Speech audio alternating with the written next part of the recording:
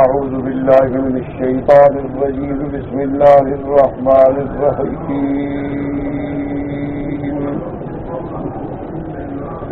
ومن الناس من يجادل في الله بغير علم ويتبع كل شيطان مريد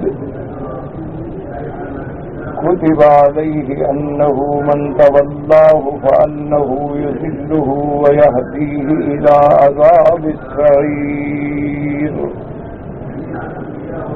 يا أيها الناس إن كنتم في ريب من البعث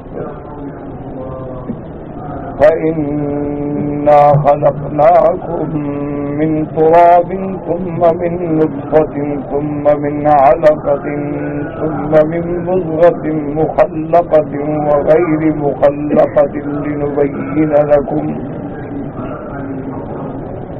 ونقر في الأرحام ما نشاء إلى أجل مسمى ثم نخرجكم طفلا ثم لتبلغوا أشدكم ومنكم من يتوفى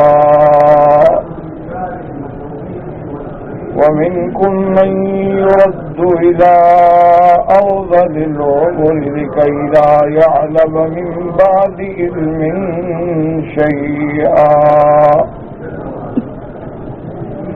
وترى الأرض هامدة فإذا أنزلنا عليها الماء اهتزت وربت وأنبتت من كل زوج بهيج ذلك بأن الله هو الحق وأنه يحيي الموتى وأنه على كل شيء قدير وأن الساعة آتية لا ريب فيها وأن الله يبعث من في القبور. اللہ تبارک و تعالی نے کلام مقدس کی ان آیات مبارکہ میں اور اس سے پہلی آیات مبارکہ جو ہم نے سورۃ الحج کی تلاوت کی ہے اس بات معاد پر یعنی اس بات قیامت پر دلائل کا ذکر فرمایا ہے. سب سے پہلے اللہ تبارک و تعالی نے ابتدائے سورۃ الحج میں ارشاد فرمایا کہ لوگوں ڈرو ان زلزلۃ الساعۃ شیء عظیم کہ قیامت کا زلزلہ جو ہے وہ بہت بڑی ہے. الحمدللہ متعدد بار ہم پڑھ چکے ہیں اور سن چکے ہیں کہ 3 مسائل جو ہیں یہ بنیادی مسائل ہیں. حضرت نوح علیہ السلام سے لے کر میرے آقا محبوب دو عالم رحمت دو عالم سیدنا محمد مصطفیٰ صلی اللہ علیہ وسلم تک ان مسائل میں کوئی اختلاف نہیں. سب سے مسئلہ اول جو ہے مسئلہ توحید. تمام انبیاء نے اسی توحید کی دعوت دی جو حضور پاک نے. اور اس کے بعد مسئلہ نبوت اور رسالت کے اللہ نے جتنے پیغمبر بھیجے ہیں رسول بھیجے ہیں ان پر ایمان لائے. اور تیسرا مسئلہ جو ہے وہ قیامت کے ہر بندے نے مرنے کے بعد اٹھنا ہے اور اللہ تعالی کی دربار میں پیش ہونا ہے. وہاں حساب ہوگا، جزا ہوگی، سزا ہوگی. اہل جنت کو اپنی رحمت سے جنت میں بھیجیں گے اور اہل نار کو اپنے عدل سے جہنم میں بھیجیں گے. تو یہ 3 مسئلے بڑے بنیادی مسئلے. اسی پر یعنی ایمان کی بنیاد ہے. اگر ایک آدمی قیامت پر ایمان نہ لائے تو وہ مومن مسلمان نہیں ہو. اگر ایک آدمی انبیاء اور رسل پر ایمان نہ لائے تو وہ مسلمان نہیں ہوگا. اسی طرح ایک آدمی توحید پر ایمان نہ لائے تو وہ بھی مسلمان نہیں ہوگا. یہ تین باتیں یاد رکھیں. اور اس کے ساتھ یہ بات بھی سمجھ لیں کہ توحید کا معنی یہ نہیں ہوگا کہ جو ہم توحید سمجھیں، ورنہ تو ہر باطل فرقے کو یہ دعویٰ ہے کہ ہم خدا کو مانتے ہیں. یہودیت کا بھی یہی دعویٰ ہے، نصرانیت کا بھی یہی دعویٰ ہے. اسی طرح موجودہ دور میں ہندو مت کا بھی یہی دعویٰ ہے کہ ہم تو توحید کے قائل ہیں.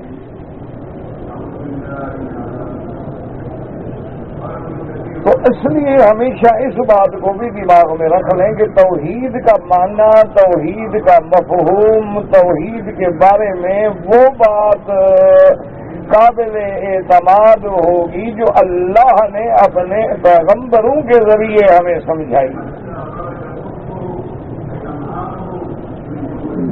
اور اس کو پھر علماء کرام نے تقسیم کر کے بیان کیا کہ توحید ربوبیت ہے کہ اللہ کو رازق جانتا ہے، مالک جانتا ہے، خالق جانتا ہے.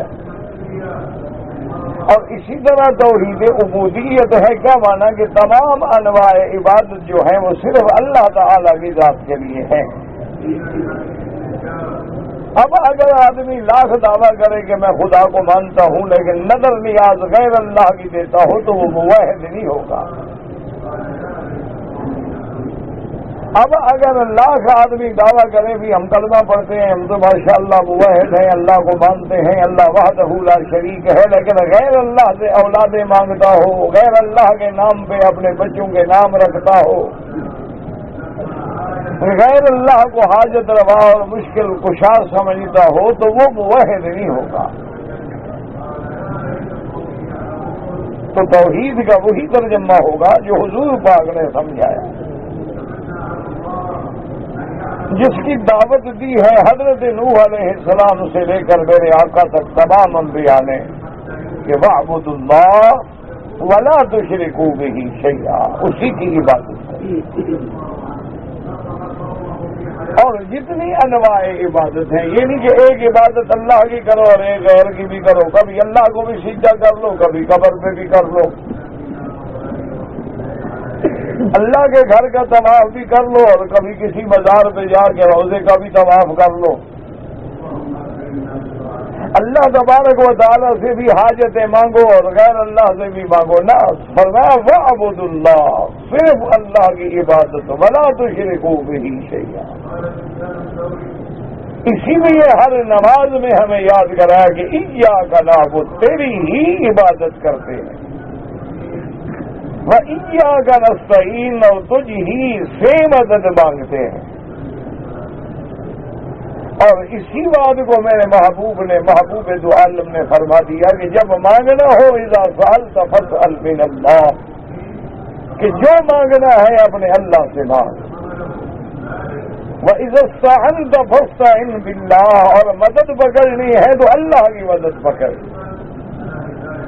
وَإِذَا تَوَكَّلْتَ فَتَوَكَّلْ عَلَى اللَّهِ، اور توکل کرنا ہے تو اللہ پہ توکل کر. اور اسی طرح انبیاء اور رسولوں کے بارے میں بھی وہی ایمان معتبر ہوگا جو اللہ نے فرمایا. اب ایک آدمی اللہ کے پیغمبر کو نبی تو مانتا ہے لیکن بشر نہیں مانتا، تو لہذا وہ بھی قرآن کا مخالف ہے، گویا نبی کو نہیں مانتا. کہ جب اللہ نے فرما دیا ہے کہ میں نے اپنے نبی کو بشر بنایا ہے، اولاد آدم بنایا ہے، ابن عبداللہ بنایا ہے، آپ کا نسب ہے، آپ کا حسب ہے، آپ کا خاندان ہے، آپ کی والدہ ہے، آپ کی دودھ پلانے والی ہے، ساری تفصیل موجود ہے. اس کے بعد کہے کہ نہیں اللہ کے پیغمبر بشر نہیں ہوتے، وہ تو نور ہوتے ہیں اور اللہ کے نور کا ٹکڑا ہوتے ہیں، تو منع ہے وہ نبی کو نہیں مانتا. نبی کے ماننے کے لیے بھی ہمیں وہی بات ماننی ہوگی جو ہمیں قرآن نے سمجھائی ہے کہ میرا نبی ہے، افضل الانبیاء ہے، امام الانبیاء ہے، سید الاولین والآخرین ہے، لیکن محمد ابن عبداللہ ہے صلی اللہ علیہ وسلم۔ اور اسی طرح اگر کوئی کہے کہ میں نبی تو مانتا ہوں لیکن تمام اختیارات اب اللہ نے نبی کو دے دیے ہیں، یہ مختار کل ہیں اور ہر جگہ حاضر و ناظر ہیں اور عالم الغیب ہیں، تو مانا نبی کو نہیں مانتا۔ اس لیے کہ جب حضور صلی اللہ علیہ وسلم نے اللہ کے حکم سے اعلان کر دیا قل لا املک لنفسی نفعا ولا ضرا، کہ میں تو اپنی ذات کے نفع نقصان کا بھی مالک نہیں ہوں، تو ساری کائنات کے کیسے مختار ہوں؟ جب اللہ نے فرما دیا اور حضور نے اعلان کر دیا کہ لوگوں یاد رکھو ولا عالم الغیب، میں علم غیب جاننے والا نہیں، فرما دیا کہ عالم الغیب والشہادہ جو ہے وہ اللہ کی ذات ہے۔ اب اگر کہیں کہ نہیں انبیاء بھی عالم الغیب ہوتے ہیں اور لوگوں کو دھوکہ دینے کے لیے یہ دماغ میں ڈالا جائے کہ جی فرق یہ ہوتا ہے کہ ذاتی علم تو اللہ کا ہے لیکن عطائی علم جو ہے وہ انبیاء اور اولیاء کا ہے، یہ ذاتی اور عطائی کی تو بحث ہی تب ہو جب انبیاء کا وجود ہی عطائی ہے، جب اولیاء کا وجود ہی عطائی ہے تو ذاتی کا تو کوئی سوال ہی پیدا نہیں ہوتا۔ اس کا معنی یہ ہے کہ وہ نبی پر ایمان نہیں لایا۔ نبی پر ایمان لانا ہے تو اسی طرح لانا پڑے گا کہ اللہ نے فرمایا کہ آپ رحمت للعالمین بھی ہیں، آپ اعلیٰ خلق عظیم بھی ہیں، آپ رؤوف و رحیم بھی ہیں، اور آپ تمام انبیاء کے خاتم الانبیاء والمرسلین بھی ہیں، لیکن ابن آدم ہیں، آدم کی اولاد ہیں، عبداللہ کے بیٹے ہیں، آمنہ کے لال ہیں، عبد المطلب کے پوتے ہیں، ابی طالب کے چچا ہیں، خدیجہ کے شوہر ہیں، فاطمہ رقیہ ام کلثوم و زینب کے ابا ہیں، حسن و حسین کے نانا ہیں۔ یہ ماننا ہوگا ورنہ مانا نبی پہ ایمان ہی نہیں۔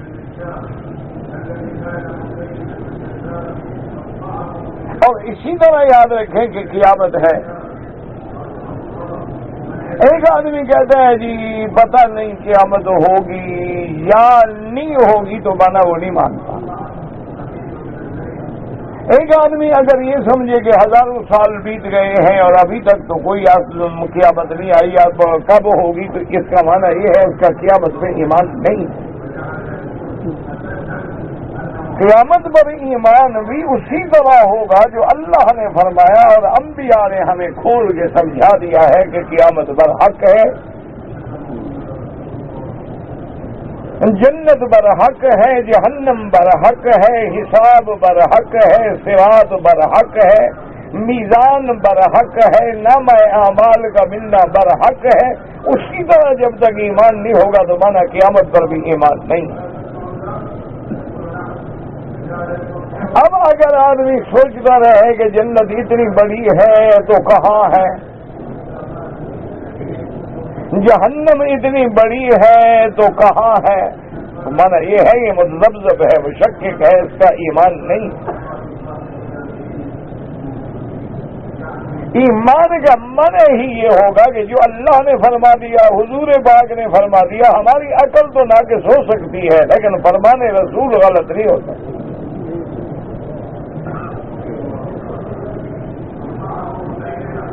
تو اس لیے ہمیشہ یاد رکھیں کہ قیامت بھی برحق ہے۔ اب یہ اللہ تبارک و تعالیٰ کی مہربانی ہے کہ انہوں نے جن چیزوں کا انسانوں کے لیے، مخلوق کے لیے ضروری سمجھا ہے علم عطا فرما دیا، اور جس چیز کو ضروری نہیں سمجھا بلکہ علم نہ دینے میں فائدہ ہے اس کو اللہ نے چھپا دیا۔ اس لیے قیامت تو برحق ہے لیکن کب ہوگی اس کا علم اللہ کے سوا کسی کو نہیں۔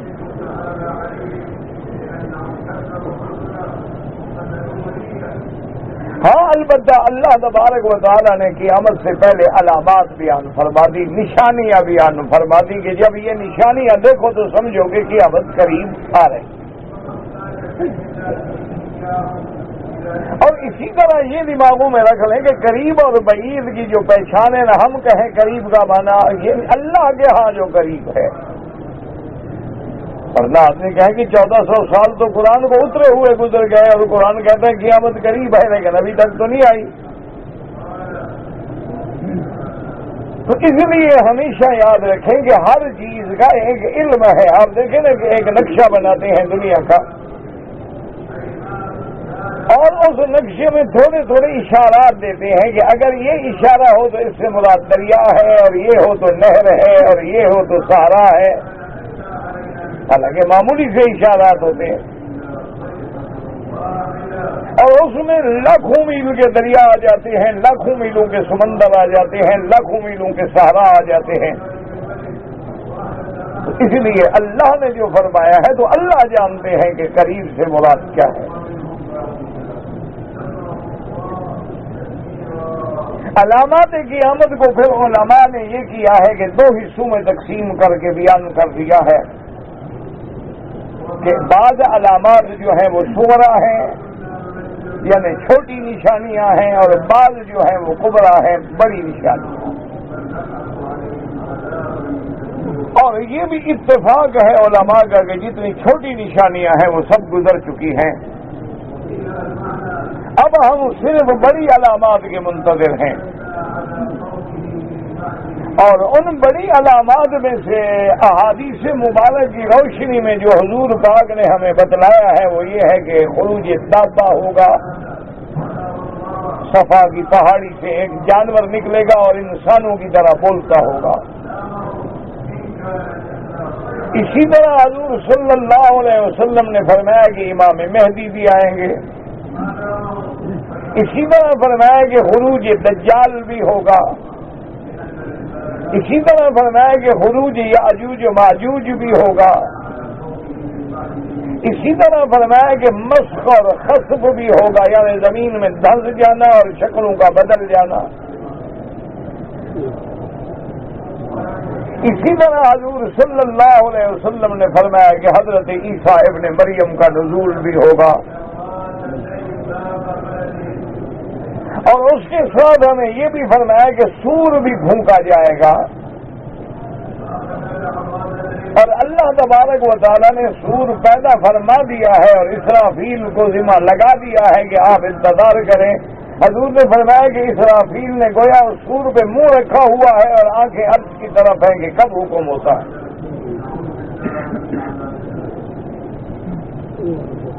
اور سور جب بھونکا جائے گا تو جو بھی اس وقت ذی روح چیزیں ہوں گی، ذی جان ہوں گی، سب پہ موت آ جائے گی، سب ختم ہو جائے گی۔ ہاں، اگر اللہ جن چیزوں کو باقی رکھنا چاہیں گے تو باقی رکھیں گے، کیونکہ وہ تو قادر ہیں۔ اور تقریباً 40 سال کے بعد پھر دوبارہ سور پھونکا جائے گا تو پھر ساری دنیا جو ہے اپنے قبروں سے کھڑی ہو جائے گی۔ اسی کو ہم نے سابقہ سورۃ الحج کی آیات میں پڑھا تھا کہ وہ زلزلہ اتنا عظیم ہوگا۔ قرآن پاک نے فرما دیا کہ اس کی دہشت اس زلزلے کی ایسی ہوگی کہ جس دن بچے جو ہیں وہ جوان بوڑھے ہو جائیں گے، اور فرمایا کہ وہ دہشت ایسی عظیم ہوگی کہ ہر حمل والی چیز جو ہے، انسان ہے، جن ہے، جانور ہے، حمل گر جائیں۔ اسی طرح ہر دودھ پلانے والی اپنے دودھ پلانے والے کو بھول جائے گا، اور وہ زلزلہ اتنا عظیم ہوگا کہ لوگ آپ کو ایسے معلوم ہوں گے جیسے کہ نشے کی حالت میں ہے، حالانکہ وہ نشہ نہیں ہوگا، وہ اللہ کے عذاب کی دہشت ہوگی۔ اب اس کے بارے میں نے عرض کیا تھا کہ علماء کے دو قول ہیں۔ بعض علماء فرماتے ہیں کہ یہ زلزلہ قیامت آنے سے پہلے ہوگا، اور اسی پر قرآن پاک کی بعض آیات جو ہیں وہ بھی دلالت فرماتی ہیں، اور بعض علماء فرماتے ہیں کہ نہیں، ان زلزلۃ الساعۃ شیء عظیم سے جو زلزلہ مراد ہے وہ ہمارے قبروں سے اٹھنے کے بعد جب ہم میدان محشر میں ہوں گے تو وہاں زلزلہ آئے گا۔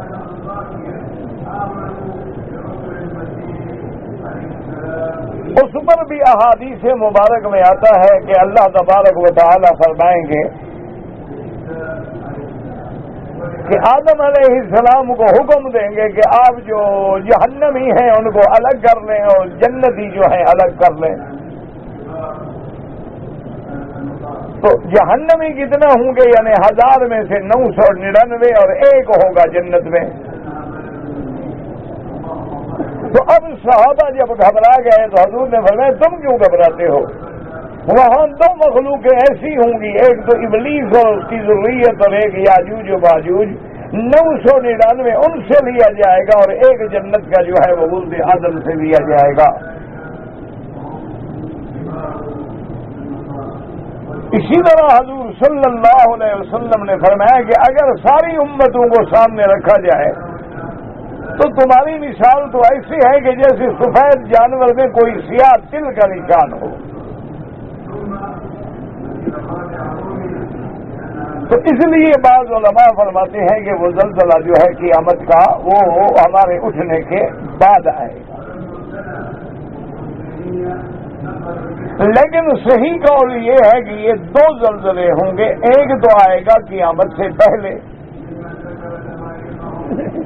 اور ایک زلزلہ جو ہے وہ آئے گا قیامت کے بعد. لہذا دونوں روایات بھی درست ہیں اور آیات مبارکہ بھی صحیح ہے اور ان میں کوئی تعارض بھی نہیں.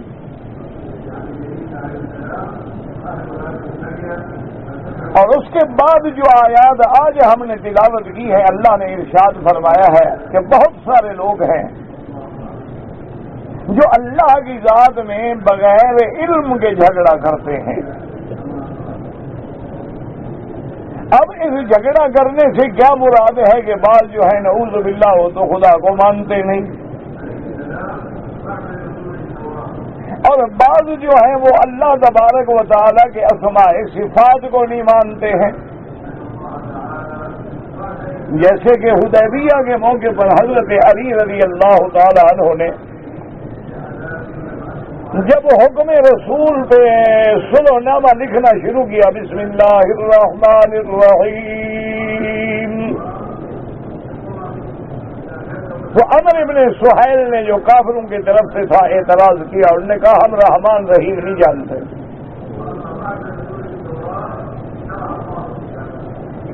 ہم تو صرف اللہ کا نام جانتے ہیں، باقی الرحمن الرحیم ہم نہیں جانتے ہیں.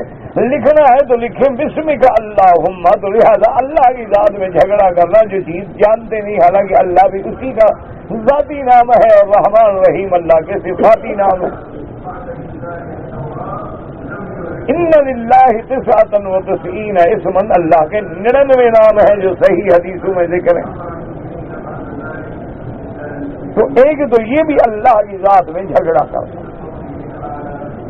اور اسی طرح اللہ کے صفات میں بھی جھگڑا کرنا ہے کہ اللہ کے قرآن میں صفات ہیں، اللہ کا ذکر ہے فَوَلِّ أَيْنَمَا تَكُونُوا فَثَمَّ وَجْهُ اللَّهِ. اسی طرح اللہ کے ہاتھ کا ذکر ہے ید اللہ فوق ایدیہم. اسی طرح اللہ تبارک و تعالیٰ کے آنکھوں کا ذکر، اللہ نے حکم فرمایا پیغمبروں کو کہ آپ جائیں، انا اسمع و ارا، میں سنتا بھی ہوں اور دیکھتا بھی ہوں. اسی طرح اللہ تبارک و تعالیٰ کا فرمان ہے کہ میں تمہارے ساتھ ہوں. اسی طرح اللہ تبارک و تعالیٰ کی پنڈلی کا ذکر ہے کہ قیامت والے دن یوم یکشف عن ساق، جب آپ کی پنڈلی مبارک کھولیں گے. تو اب بہت سارے لوگ ہیں جو اللہ کے اسماء و صفات میں بغیر علم کے جھگڑتے ہیں. حالانکہ اصولی بات یاد رکھ لیں کہ جیسے اللہ کی ذات بے مثل اور بے مثال ہے، اسی طرح اس کی صفتیں بھی بے مثل بے مثال ہیں. تو صحیح طریقہ کیا ہے جو ہمیں قرآن نے اور احادیث نے اور رحمت دو عالم نے صلی اللہ علیہ وسلم نے سمجھا دیا ہے کہ جو اللہ نے قرآن میں صفتیں ذکر فرمائی ہیں، اللہ تبارک و تعالیٰ کی تمام صفتیں جو قرآن میں ہیں، جو حدیث مبارک میں ہیں، ہم نہ گھٹائیں گے نہ بڑھائیں گے. اور اسی طرح جو آپ کی صفتیں ہیں ان پر اسی طرح ایمان لائیں گے، یہ عقیدہ رکھتے ہوئے کہ اللہ کا ہاتھ ہے، لیکن کیسے ہے وہ اللہ جانتا۔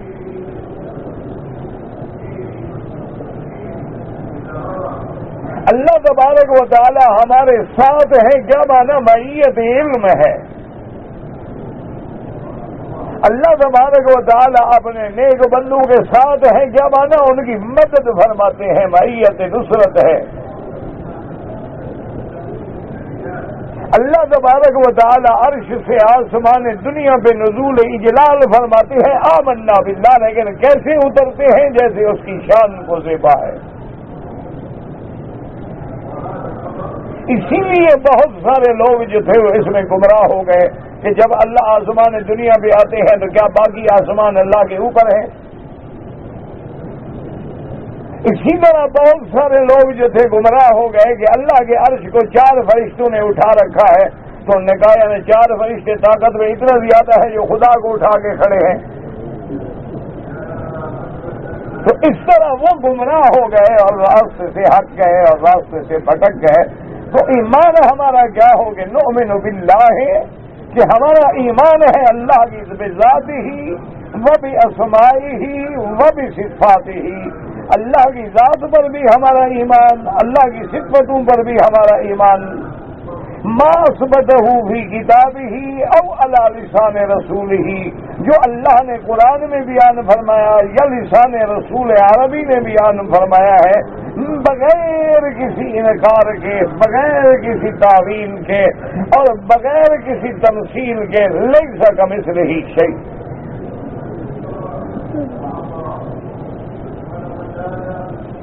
تو اس لیے اللہ پاک نے فرمایا کہ میرے محبوب، اور بعض علماء فرماتے ہیں کہ نضر بن الحارث جو تھے مشرکین میں سے، وہ زیادہ اللہ کی ذات میں جھگڑتا تھا، اور وہ قرآن مقدس کا بھی انکار کرتا تھا کہ یہ اللہ کا کلام نہیں ہے بلکہ اساطیر الاولین، پرانے وقت کے قصے کہانیاں ہیں جو نبی ہمیں سناتے ہیں۔ اسی لیے اللہ نے فرمایا کہ میرا مدنی، بہت سارے لوگ ایسے ہیں، بعض لوگ ایسے ہیں جو جھگڑتے ہیں اللہ کی ذات میں یہ صفات میں بغیر علم کے۔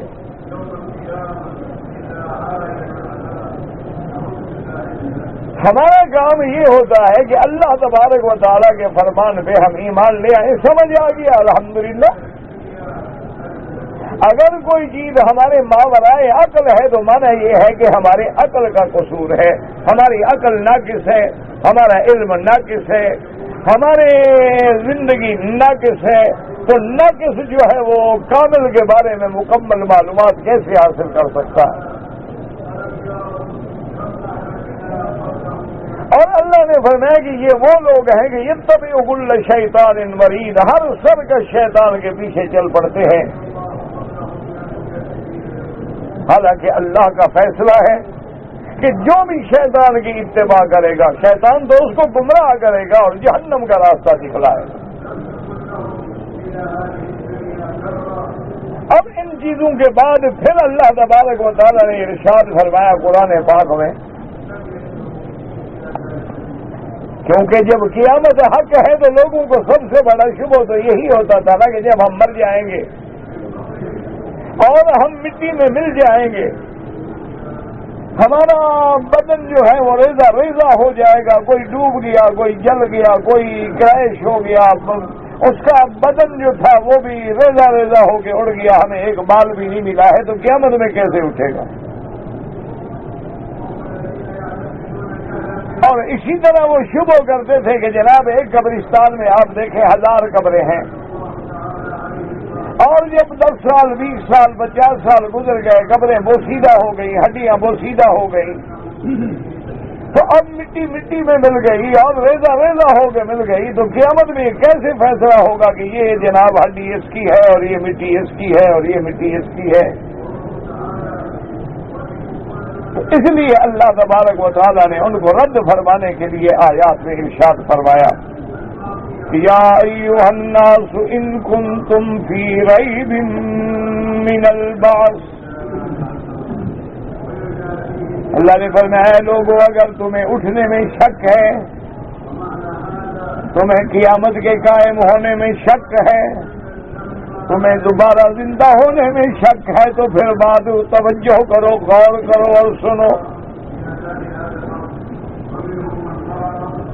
فَإِنَّا خَلَقْنَاكُم مِّن تُرَابٍ ثُمَّ مِن نُّطْفَةٍ ثُمَّ مِنْ عَلَقَةٍ ثُمَّ مِن مُّضْغَةٍ مُّخَلَّقَةٍ وَغَيْرِ مُخَلَّقَةٍ لِّنُبَيِّنَ لَكُمْ۔ اللہ نے فرمایا میرے بندو غور کرو، ہم نے تم کو مٹی سے پیدا کیا۔ اب اس میں مفسرین کرام کے دو قول ہیں کہ مٹی سے پیدا کرنے کا معنی یہ ہے کہ اللہ نے ہمارے ابا حضرت آدم علیہ السلام کو مٹی سے پیدا کیا، تو گویا ہماری اصل جو ہے وہ مٹی سے ہو گئی، کیونکہ آدم علیہ السلام ثم قال له كن فيكون۔ اللہ نے آدم کو مٹی سے پیدا کیا، لیکن یہ بات سمجھ لو صرف مٹی نہیں تھی، مٹی جزو اعظم تھی۔ مطلب مٹی ہے، پانی ہے، آگ ہے، ہوا ہے، عناصر اربع ہے۔ مٹی کو گوندا گیا، سکھایا گیا، بنایا گیا۔ اسی لیے کسی جگہ اللہ فرماتی ہے من طین، اور کسی جگہ آتا ہے من صلصال من حمأ مسنون۔ تو اس لیے مٹی کی بات کیوں کی جاتی ہے کہ جزو اعظم جو ہے اصل وہ مٹی۔ تو اب علماء فرماتے ہیں، اللہ فرماتے ہیں انا خلقناکم من تراب، باقی ہم نے تم کو مٹی سے بنایا۔ اسی طرح دوسری جگہ قرآن کہتا ہے منہا خلقناکم، اسی مٹی سے ہم نے تم کو پیدا کیا، وفیہا نعیدکم، اور اسی میں تمہیں لوٹائیں گے، ومنہا نخرجکم تارۃ اخری، اور ایک بار پھر تمہیں ہم اسی مٹی سے اٹھائیں گے۔ اسی لیے آپ دیکھ لیں کہ انسان کا مٹی سے ایک عجیب تعلق ہے، اور بعض علماء فرماتی ہیں کہ نہیں، اس کا معنی یہ ہے انا خلقناکم من تراب، اللہ نے تمام انسانوں کو بھی مٹی سے پیدا فرمایا۔ کیا معنی کہ انسان جو خوراک کھاتا ہے، جو غذائیں کھاتا ہے، جو گندم، جو چاول، جو گنا، جو دالیں، جو سبزیاں استعمال کرتا ہے، وہ مٹی سے پیدا ہوتی ہیں، اور وہی خوراک جا کے خون بنتا ہے، پھر خون سے نطفہ بنتا ہے، تو گویا ہم سب کا اصل بھی مٹی ہوئی۔ اس لیے اللہ فرماتے ہیں انا خلقناکم من تراب ثم من نطفۃ، نطفے سے مراد کیا ہے؟ وہ مادہ انسانی، وہ قطرات جو اللہ تبارک و تعالی نے ہمارے اندر ودیت رکھے ہیں، مادہ منویہ، وہ تخم انسانی جو اللہ نے ہر بندے میں رکھا ہے۔ اس لیے دوسری جگہ قرآن اس کو واضح فرماتے ہیں فَلْيَنظُرِ الْإِنسَانُ مِمَّ خُلِقَ، اللہ فرماتے ہیں غور کرو، تدبر کرو کہ ہم نے تم کو کس چیز سے بنایا ہے۔ خُلِقَ مِن مَّاءٍ دَافِقٍ، ہم نے تمہیں ایک ٹپکنے والے پانی سے بنایا ہے، يَخْرُجُ مِن بَيْنِ الصُّلْبِ وَالتَّرَائِبِ، اور وہ پانی جو ہے پشت اور سینے سے درمیان سے نکلتا ہے۔ تو بعض علماء فرماتے ہیں کہ مادہ جو ہے وہ انسان کے اثرات میں ہوتا ہے اور ماں کے سینے میں ہوتا ہے، اور بعض فرماتے ہیں کہ نہیں، یہ پشت ہے، یہ سینہ ہے، درمیان سے پانی نکلتا ہے۔ يَخْرُجُ مِن بَيْنِ الصُّلْبِ وَالتَّرَائِبِ، یہاں فرماتی ہے من نطفۃ ثم من علقۃ، اور نطفے کے بعد جو ہے وہ ایک جونک کی شکل اختیار کر لیتا ہے. ثم من مضغۃ، اس کے بعد وہ ایک بوٹی بن جاتا ہے. مضغہ یعنی گویا گوشت کا ایک لوتھڑا بن گیا، وہ ایک بوٹی بن گیا. اور یاد رکھو کہ اس کے درمیان میں جب انسان کا مادہ ٹھہرتا ہے تو 40 دن تک مادہ ہے، یہ مادہ جو ہے رحم مادر میں قرار پکڑتا ہے، جس کو اللہ فرماتے ہیں فَجَعَلْنَاهُ فِي قَرَارٍ مَّكِينٍ. اور 40 دن کے بعد پھر یہ علقہ بنتا ہے، اور 40 دن کے بعد پھر یہ مضغہ بنتا ہے، یعنی بوٹی بنتا ہے، لوتھڑا بن گیا گوشت کا. اسی لیے بعض علماء نے فرمایا ہے کہ یہ 40 دن کا جو وقفہ ہے اسی میں حکمت ہے. اسی لیے بہت سارے علماء جو ہیں وہ زور لگاتے ہیں کہ 40 دن بابا یہ عبادت کرو، 40 دن یہ وظیفہ پڑھو، 40 دن یہ کام کرو. وہ کہتے ہیں کہ اس میں تبدیلی کا ایک اللہ نے مادہ رکھا ہے، بندہ تبدیل ہوتا ہے. اور یہی شاید اللہ کی حکمت ہے کہ نبوت بھی 40 سال کے بعد ملتی ہے. اور اسی طرح اللہ کی حکمت ہے کہ جب بندہ 40 سال کی عمر کو پہنچتا ہے تو اب وہ اپنے کامل نبوت کو پہنچ جاتا ہے. اسی لیے شاید اللہ کی حکمت ہے کہ اللہ نے موسیٰ علیہ السلام کو بھی 40 راتوں کے لیے بٹھایا کوہ طور پہ. فَتَمَّ مِيقَاتُ رَبِّهِ 40 لَيْلَةً. اور اسی طرح حدیثوں میں آتا ہے کہ جو آدمی 40 حدیثیں یاد کر لے قیامت میں علماء کی صف میں اٹھایا جائے گا. اس لیے علماء نے 40 حدیث لکھی ہیں، چھوٹی چھوٹی حدیثیں جمع کی ہیں کہ لوگوں کو یاد کرنا بھی آسان ہو جائے، چلو علماء کی صف میں آ جائے. اسی لیے ایک روایت میں ہے کہ جو آدمی مدینہ منورہ میں 40 نمازیں پڑھے گا، اس حال میں کہ اس کی کوئی تکبیر اولا بھی فوت نہ ہو اور جماعت سے ہو، اللہ اس کو نفاق سے اور جہنم کی آگ سے بری فرما دیں گے. تو اس میں کوئی حکمت ضرور ہے. اللہ تبارک و تعالیٰ کی ہر چیز میں حکمت ہوتی ہے، وہ حکیم ہے، ان کا کوئی کام حکمت. دیکھو نا، اب 40 کے بجائے 50 دن بھی تو ہو سکتے تھے نا. اس لیے فرماتی ہے نطفۃ مخلقۃ وغیر مخلقہ. اب سمجھو کہ مخلقہ اور غیر مخلقہ کا کیا معنی ہے. اس میں مفسرین کرام فرماتی ہیں مخلقۃ کیا معنی جس کو اللہ تبارک و تعالیٰ نے کامل پیدا کر کے دنیا میں بھیجنا ہو وہ مخلقہ. غیر مخلقۃ معنی جس نے پیدا ہو کے دنیا میں نہیں آنا بلکہ پہلے گر جانا ہے. جیسے اس کا تو ہو گیا 4 مہینے بعد، 5 مہینے بعد، 6 مہینے بعد حمل گر گیا، تو اب وہ پیدا ہی نہیں ہوا، پورا بنے ہی نہیں. تو اس لیے علماء فرماتے مخلقۃ وہ ہے جس کو اللہ نے لکھ دیا ہے کہ یہ پیدا ہو کے دنیا میں آئے گا. غیر مخلقۃ جو پیدا ہونے سے پہلے گر جائے گا. اور بعض علماء نے فرمایا اس کا معنی یہ ہے مخلقۃ وغیر مخلقۃ. مخلقہ کا معنی یہ ہے کہ جس کے اعضاء صحیح سالم ہوں گے، آنکھیں بھی سالم ہیں، ہاتھ بھی سالم ہیں، پاؤں بھی سالم ہیں. اور غیر مخلقۃ اور بعض ایسے ہیں جو اندھا ہے تو آنکھیں نہیں ہیں، لنگڑا ہے تو پاؤں نہیں ہے، ہاتھ نہیں ہے تو لنجا ہے، وہ غیر مخلقۃ یعنی وہ پورا کامل نہیں ہے. اس لیے علماء نے فرمایا کہ اس کے بعد یہ مرحلہ آتا ہے. کیوں؟ لنبین لکم، ہم تو کہ تمہیں کھول کے بتلا دیں. وَنُقِرُّ فِي الْأَرْحَامِ مَا نَشَاءُ إِلَىٰ أَجَلٍ مُّسَمًّى.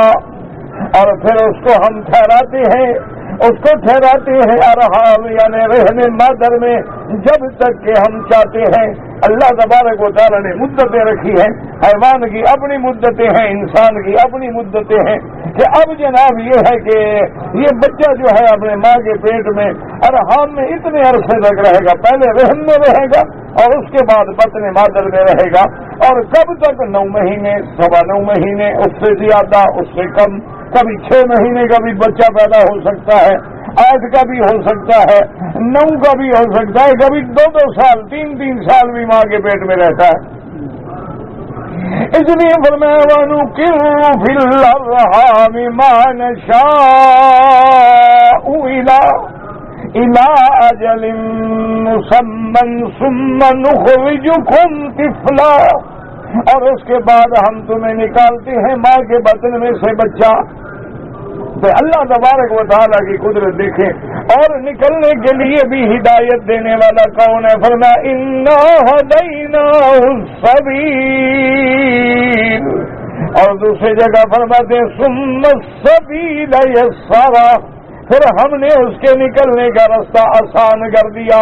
اس لیے علماء نے لکھا ہے کہ بچہ ماں کے پیٹ میں یوں کھڑا ہوتا ہے، سر اوپر ہوتا ہے، ٹانگیں نیچے ہوتی ہیں، جب پیدا ہونے کا وقت آتا ہے اللہ ہدایت دیتے ہیں کہ جلدی کلٹی کھاؤ تاکہ گردن پہلے نکلے اور ٹانگیں بعد میں نکلیں۔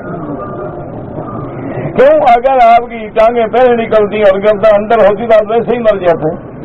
وہاں تو سیکنڈوں کا فیصلہ ہوتا ہے نا، گھنٹے تھوڑے لگتے ہیں، وہاں تو سیکنڈوں کی بات ہے۔ اللہ کی حکمت ہے، فرمایا کہ ہم تمہیں پیدا کرتے ہیں ثم لتبلغوا اشدکم، پھر اس کے بعد تم اپنے اس کامل قوت کو پہنچتے ہو، جوانی کو پہنچتے ہو۔ اب کیا ہوگا؟ وَمِنْكُمْ مَنْ يُتَوَفَّى، پیدا ہونے کے بعد، جوانی پہ پہنچنے کے بعد تم میں سے کسی کو ہم لے لیتے ہیں، کیا مانا موت آ گئی، جوانی میں آ گئی، 40 سال مر گیا، 50 سال مر گیا، 45 سال مر گیا۔ وَمِنْكُمْ مَنْ يُرَدُّ إِلَىٰ أَرْذَلِ الْعُمُرِ، اور تم میں سے بعض ایسے ہیں جن کو ہم ارذل عمر یعنی بڑھاپے تک پہنچا دیتے ہیں۔ ارذل العمر کیوں کہا گیا ہے کہ اب آدمی بوڑھا ہو گیا ہے، اور اس کی حالت کیا ہوتی ہے؟ لِكَيْ لَا يَعْلَمَ مِن بَعْدِ عِلْمٍ شَيْئًا، کہ پہلے بڑا علم تھا، بڑی فہم تھی، اب بڑھاپا ہو گیا، کچھ بھی نہیں سمجھتا۔ ایک بات کو پھر پوچھ رہا کیا کہا تھا؟ اور جی میں نے ابھی کہا تھا۔ اچھا کیا کہا تھا؟ تو سب کچھ پہلے دیکھو کیسی علمدار، دیکھو کیسے بیکار ہو گیا ہے۔ اللہ تبارک و تعالیٰ نے یہ ادوار بیان فرما دیے۔ ایک حدیث میں آتا ہے، لیکن علماء نے لکھا ہے کہ اس حدیث میں غرابت بھی ہے، نکارت بھی ہے، لیکن بہت سارے علماء محدثین نے اس کو نقل بھی کیا، اور بعض علماء نے اس کو موقوفاً نقل کیا ہے، اور بعض علماء نے اس کو مرفوعاً نقل کیا ہے، اور بعض علماء نے اس پہ نقد بھی فرمایا کہ یہ بھی روایت میں آتا ہے کہ جب بچہ پیدا ہوتا ہے اور جب تک وہ بالغ نہیں ہوتا تو اس کے جتنے اعمال حسنہ ہیں، اچھا عمل ہے، اللہ فرماتا ہے والدین کے کھاتے میں لکھ دو۔ اب دیکھیں نا بچہ چھوٹا ہے، اب حج پہ لے گیا، حج تو کر لیا۔ اچھا اب بچہ ہے 7 سال ہے، 8 سال ہے، نماز بھی آپ لے آتے ہیں، آپ کے ساتھ نماز پڑھ رہا ہے، ماشاءاللہ بات بچے 7 سال میں ٹھیک ٹھاک نمازیں پڑھتے ہیں، قرآن پڑھ رہا ہے، تو کہتے ہیں اس کے عمل جو ہے پھر والدین کو ملتے ہیں۔ اچھا بالغ ہونے تک اللہ معاف کرے اس نے کوئی گناہ کیا تو اللہ فرماتا ہے والدین کے حساب میں بھی نہ لکھو اور بچے کے حساب میں بھی نہ لکھو، ابھی بالغ نہیں ہوا، مکلف نہیں ہے۔ اور جب بالغ ہو جاتا ہے تو پھر اللہ حکم دے دیتے ہیں فرشتوں کو کہ اب کرامن کاتبین، اب بیٹھ جاؤ، اب اس کا ہر عمل لکھو۔ اچھا عمل کرے گا تو اس کو اچھی بدلہ ملے گا، اور بھڑا عمل کرے گا تو اس کی سزا ملے گی۔ اور اسی طرح علماء نے لکھا ہے کہ جب آدمی 50 سال کی عمر میں پہنچ جاتا ہے تو اللہ تبارک و تعالیٰ کی رحمت میں آتا ہے، اور جب آدمی 60 سال کی عمر میں پہنچ جاتا ہے تو اللہ فرماتے ہیں کہ اب میرے بندے کے گناہوں کو نہ لکھو. اور جب بندہ 80 سال کی عمر کو پہنچ جاتا ہے تو اب امین اللہ فی الارض، اللہ کی امانت ہے زمین میں چلتی ہوئی. اللہ فرماتا ہے میرے بندے کے حق میں بس مغفرت ہی لکھو، اور جو جوانی میں کام کرتا تھا وہ سارے نیک لکھتے رہو. اور اسی طرح پھر جب اس کا خاتمہ ایمان پہ ہوتا ہے تو پھر اللہ تبارک و تعالیٰ اس کی جنت کا فیصلہ فرماتے ہیں. اور ایک روایت میں ہے کہ جب 90 سال کی عمر کا ہو جاتا ہے تو ایسے بوڑھوں کی اللہ پھر خاندان کے حق میں شفاعت بھی قبول فرماتے ہیں. تو بہرحال اس حدیث پر اعتراض بھی ہے، محدثین نے اعتراض بھی فرمایا ہے اور بعض علماء نے اس کو نقل بھی فرمایا ہے. اب اللہ تبارک و تعالیٰ نے یہ مثال دینے کے بعد ہمیں سمجھایا کہ اگر میں تمہیں پانی سے بنانے پہ قادر ہوں، اگر میں اس نطفے کو علقہ بنانے پہ اور علقہ کو مضغہ بنانے پہ قادر ہوں تو تمہیں مرنے کے بعد دوبارہ بنانے پہ قادر نہیں ہوں. أَوَلَيْسَ الَّذِي خَلَقَ السَّمَاوَاتِ وَالْأَرْضَ بِقَادِرٍ عَلَىٰ أَن يَخْلُقَ مِثْلَهُم بَلَىٰ وَهُوَ الْخَلَّاقُ الْعَلِيمُ. اللہ نے فرمایا تو ذرے کے برابر ہے، آسمانوں اور زمینوں کے بنانے پہ قادر ہوں تو تمہیں دوبارہ بنانے پہ قادر نہیں ہوں. اب اس کی اللہ نے ایک اور ہمیں مثال دی، فرمایا وَتَرَى الْأَرْضَ هَامِدَةً، اور تو دیکھتا ہے زمین بجھی ہوئی، بیکار سڑی ہوئی ہے، بالکل ختم ہو گئی ہے. فَإِذَا أَنزَلْنَا عَلَيْهَا الْمَاءَ اهْتَزَّتْ وَرَبَتْ، اب اس پہ ہم پانی بھیجتے ہیں، بارش برساتے ہیں تو اب زمین میں حرکت آتی ہے اور زمین اٹھتی ہے. وَأَنبَتَتْ مِن كُلِّ زَوْجٍ بَهِيجٍ، اور اس کے بعد اس زمین سے ہم کیسے کیسے خوبصورت چیزیں پر جوڑے پیدا فرماتے ہیں. کہیں درخت ہے، کہیں پھل ہے، کہیں پھول ہے.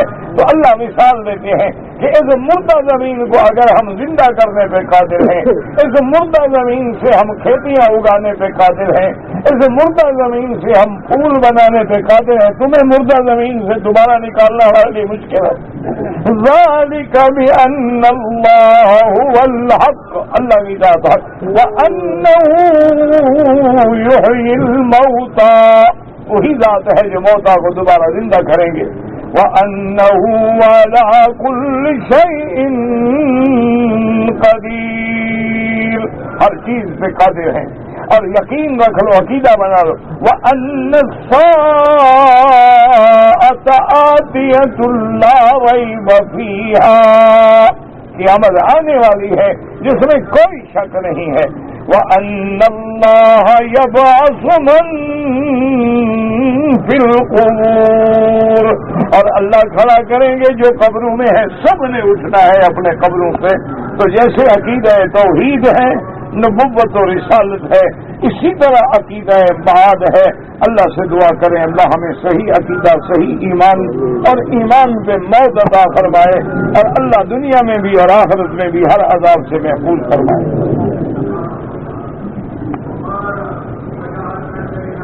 اچھا، میاں مسعود صاحب کا سلام، جزاکم اللہ، آپ نے سلام پہنچا دیا. اللہ آپ کو بھی خوش رکھے اور اللہ انہیں بھی خوش رکھے. ہمارے شیخ ہیں، اللہ صحت و عافیت عطا فرمائے، اپنے مدرسے کو لنگر کو ہمیشہ جاری رکھے. ایک آدمی آپ کے درس میں بیٹھتا تھا، سفر پہ گیا ہے، دعا کے لیے. اللہ سب کا سفر آسان فرمائے، خیر فرمائے اور ہمیں ہر شر سے محفوظ فرمائے. آپ زمزم کے پانی میں چائے بناتے ہیں، کوئی بات نہیں، پانی ہے زمزم، کوئی منع نہیں.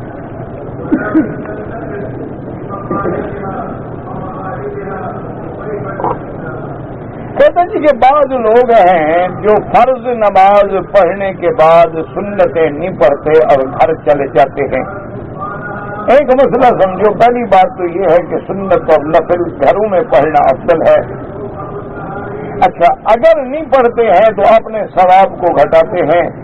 حالانکہ ایسی سنتیں ہیں جو مؤکدہ بھی ہیں، جیسے فجر سے پہلے کی 2 سنتیں ہیں، اسی طرح ظہر سے پہلے 4 سنتیں ہیں، بعد میں 2 سنتیں ہیں، اسی طرح مغرب کے بعد 2 سنتیں ہیں، عشاء کے بعد 2 سنتیں ہیں۔ ان کی تو بڑی تاکید ہے۔ اور حضور صلی اللہ علیہ وسلم نے جو سنت کے شان میں یہ بھی فرمایا ہے کہ صبح کی 2 سنتیں جو ہیں وہ تو ایسی ہیں کہ اگر دنیا اور اس کے اندر جو کچھ ہے سارا ایک طرف ہو تو ان 2 رکعتوں کا ثواب مجھے زیادہ محبوب ہے۔ اس لیے جو غفلت کرتے ہیں اللہ ان کو ہدایت دے۔ اور دوسرا ایک بات یاد رکھنا،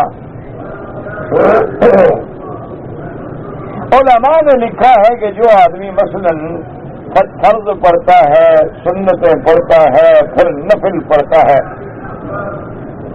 اب اگر اس نے نفل چھوڑ دی تو انجام یہ ہوگا کہ ایک دن سنت بھی چھوٹ جائے، اور سنت چھوڑ بیٹھا تو ایک دن فرضوں سے بھی محروم ہو جائے۔ اس لیے کبھی غفلت نہ کیا کریں۔ آج کل مشکل یہ ہے کہ کچھ نوجوان دوست ہمارے بچے ہیں، وہ 2-4 کتابیں پڑھ لیتے ہیں اور دماغ میں یہ آ جاتا ہے کہ سنتیں ہیں پڑھیں گے تو ثواب ہے، نہیں پڑھیں گے تو کوئی بات نہیں، تو اس کا انجام یہ ہوتا ہے کہ وہ عبادات سے محروم ہو جاتے ہیں۔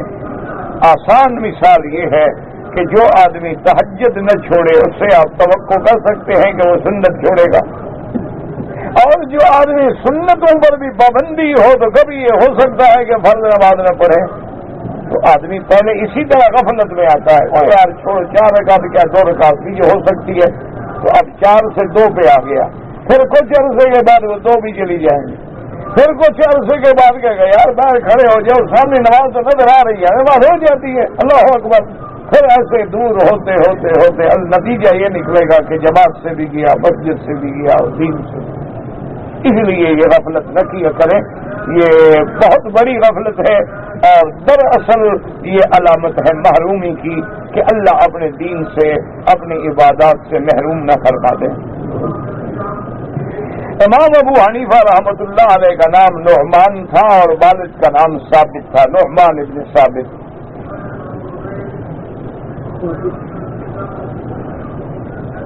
اگر ہم نے جمعہ امام کے ساتھ پڑھا ہے تو یاد رکھیں کہ امام ابو حنیفہ رحمۃ اللہ علیہ فرماتے ہیں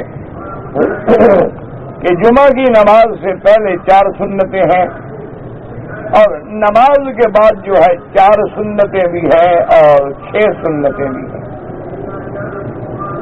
اور بعض ائمہ کرام جمعہ سے پہلے بھی 2 سنتیں پڑھتے ہیں اور بعد میں بھی 2 سنتیں پڑھتے ہیں۔ یہ تو ایک بڑی آسان سی بات ہے کہ جتنی گل ڈالو گے اتنی میٹھا ہوگا نا۔ اگر ایک آدمی نے 2 رکعت پڑھی ہے تو 2 لاکھ رکعت کا ثواب ملے گا، اور اگر 4 پڑھی ہے تو 4 لاکھ رکعت کا ثواب ملے گا۔ اب چاہو تو تم ثواب زیادہ بڑھا لو، چاہو تو کم کر لو، پیسے لینے میں تو کہتے ہو زیادہ ملے، لیکن سنتوں کو گھٹانے کا شوق ہے۔ کہتے ہیں کہ بعض لوگ جو ہیں طواف میں لبیک اللہم لبیک پڑھتے ہیں، یہ ثابت نہیں ہے۔ لبیک جو ہے وہ احرام کی نیت کرنے کے بعد پڑھا جاتا ہے، اور جب کعبہ نظر آئے تو لبیک بند کر دیا جاتا ہے۔ اسی طرح حج میں احرام باندھیں گے تو لبیک پڑھیں گے، جب پہلی کنکری ماریں گے تو لبیک پڑھنا بند کر دیں گے۔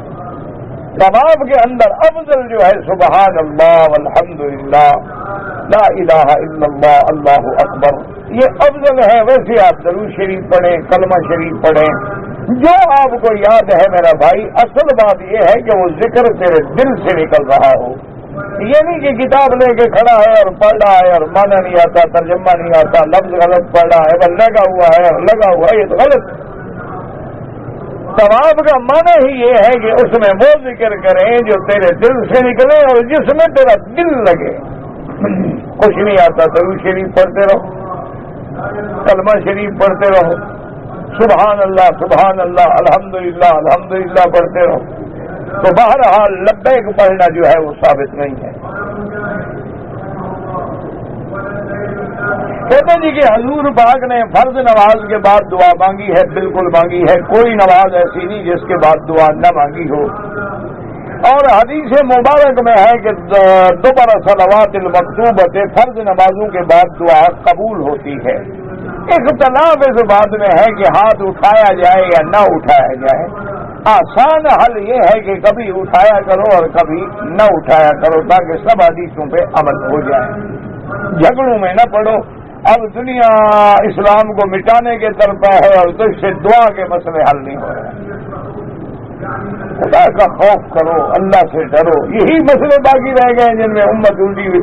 ایک آدمی نے ہاتھ نہیں اٹھائے، کوئی بات نہیں، حضور نے بھی ہاتھ نہیں اٹھائے۔ ایک آدمی نے اگر ہاتھ اٹھا لیے تو حدیث میں آتا ہے کہ اللہ پاک فرماتے ہیں جب بندہ میرے آگے ہاتھ پھیلاتا ہے تو مجھے حیا آتی ہے کہ اپنے بندے کے ہاتھ کو کیسے خالی کروں، اس لیے ہاتھ اٹھانا۔ اسی طرح آتا ہے کہ جب جماعت ہو تو اللہ کا ہاتھ جماعت پہ ہوتا ہے، تو ان جھگڑوں میں خدا کے لیے نہ پڑو۔ اس وقت امت اسلام کو ضرورت ہے ملانے کی، اس وقت امت اسلام کو ضرورت ہے جوڑنے کی، اس وقت ضرورت ہے کہ ہم کفر کا مقابلہ کریں علم کے ساتھ، ہم کفر کے دلائل کا توڑ کریں، ہم ان کے اعتراضات کا جواب دیں، ہم انٹرنیٹ پہ بیٹھ کے ان کی یلغار کو روکیں جو وہ اسلام کے خلاف اور سرکار دو عالم کے خلاف استعمال کر رہے ہیں، نہ کہ اپنی صلاحیتوں میں اسی کو لگا دیں کہ اچھا جی ہاتھ اٹھائیں گے یا نہیں اٹھائیں گے، کچھ بھی نہیں ہوگا۔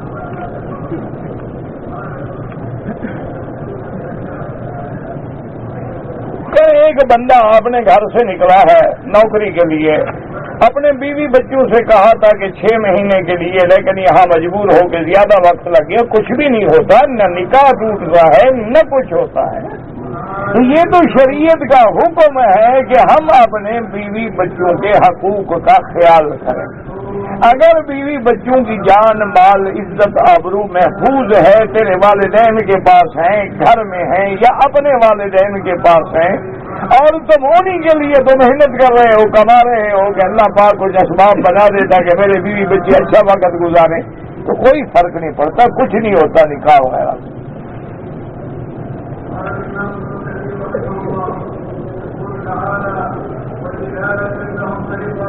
کہتے کہ ہمارے ہندوستان میں کوئی آدمی عید آتی ہے تو کھانا کھاتے ہیں، پتہ نہیں تمہارے لکھا رہا نا، تمہارا لکھا پڑھا نہیں جاتا، میں سمجھ ہی نہیں سکتا، جواب کیا دوں گا۔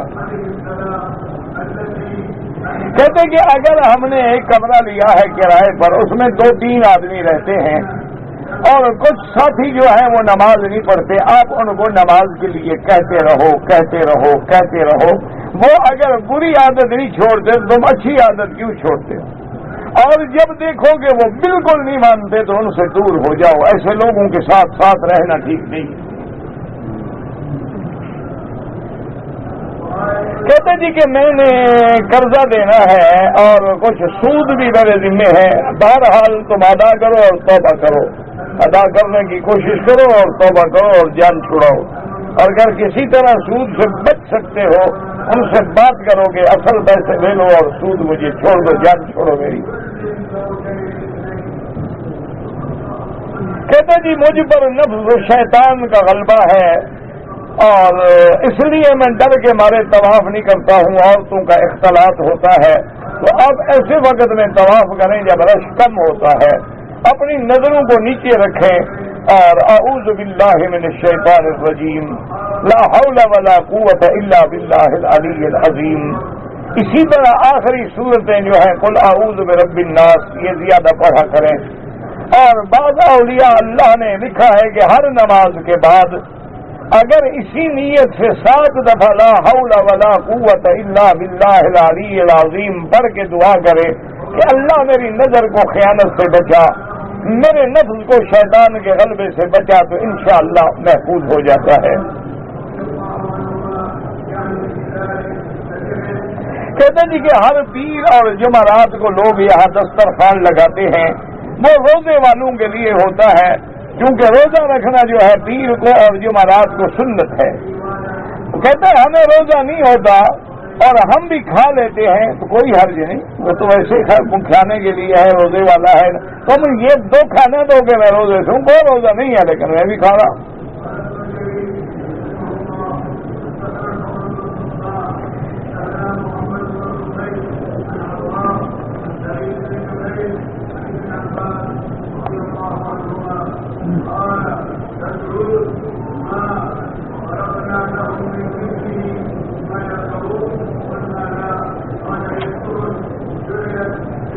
اللہ ما استطيع والذي كتبت ماذا تريد السؤال اذا لقيتني فان شاء الله دوبارہ کا جواب.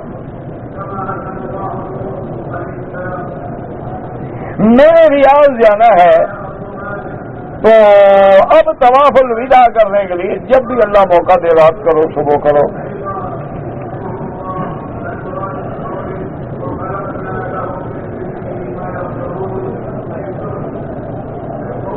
حضرت ابو بکر نے حضور کا بوجھ اٹھایا جو کہ وہ زیادہ شان والے تھے, اللہ نے ان کو توفیق دے دی. حضرت علی سے افضل ہے حضرت ابو بکر.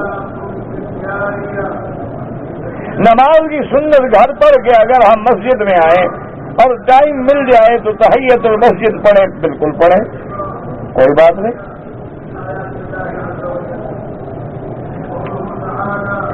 دو رکعت پڑھ کے دعائے استخارہ پڑھیں, کوئی بھی 2 رکعت جیسے اب سنت پڑھیں گے یا نفل پڑھیں گے ان کے بعد استخارہ کی دعا پڑھو. اور اگر واضح نہ ہو دل میں فیصلہ نہ ہو تو پھر دوسرے دن تیسرے دن حتیٰ کہ 7 دن کرنے کے بعد جو اللہ کو منظور ہے وہ خیر ہوگی. کہتے جی کہ بیت اللہ میں عورتیں بے پردہ طواف کرتی ہیں, اللہ ان کو ہدایت دے. اور یہ ذمہ داری ہے والدین کی, ماں باپ کی, شوہروں کی کہ اپنے بچوں کو, بیوی کو, بہنوں کو, بیٹیوں کو سمجھائیں کہ اللہ کے گھر میں آ کے بغیر پردے کے طواف نہ کریں.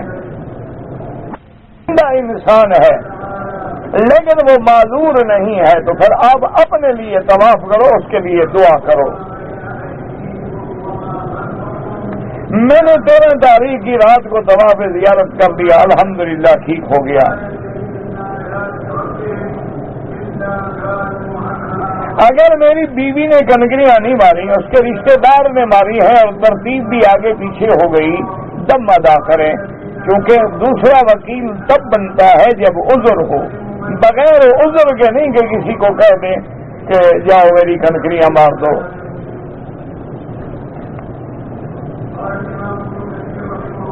کہتے جی کہ حضور کا پہلا نکاح جو ہے بی بی خدیجہ سے ہوا, بالکل بی بی خدیجہ سے ہوا, حق المہر ہوئی, خطبہ ہوا, ابی طالب نے پڑھا. اس دور میں بھی وہ ملت ابراہیمی کے مطابق پڑھتے تھے, خطبہ بھی پڑھتے